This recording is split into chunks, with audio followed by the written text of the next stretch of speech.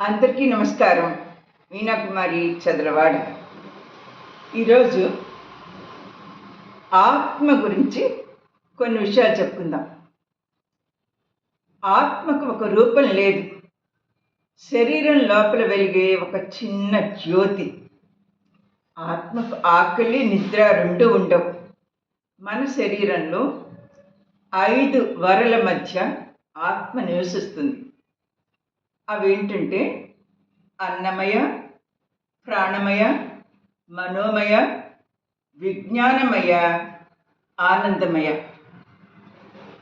మనం మంచి పని చేస్తే ఆత్మ సంతోషిస్తుంది. మనం చేసే పనులకు ఆత్మే సాక్షి. సూర్యుడు, చంద్రుడు, ఆకాశం నేను ఉన్నాను, నా వల్లే అంతా జరుగుతోంది అని చెప్పవు కదా. కానీ మనిషి మాత్రం అంతా నా వల్ల జరుగుతుంది అని చెప్పుకుంటుంటారు. అది ఆత్మకి నచ్చదు. ప్రకృతిలో ఉండే పంచభూతాల నుండే ఈ శరీరం తయారైంది.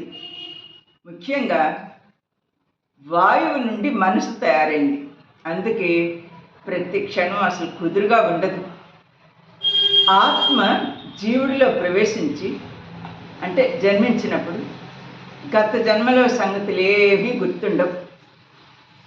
మన పూర్వీకులలో భగవంతుని పూజించి జపం చేసి ధ్యానం చేసేవారికి మరణం గురించి వృద్ధాప్యం వచ్చినప్పుడు వారికి ముందే తెలుస్తుంది.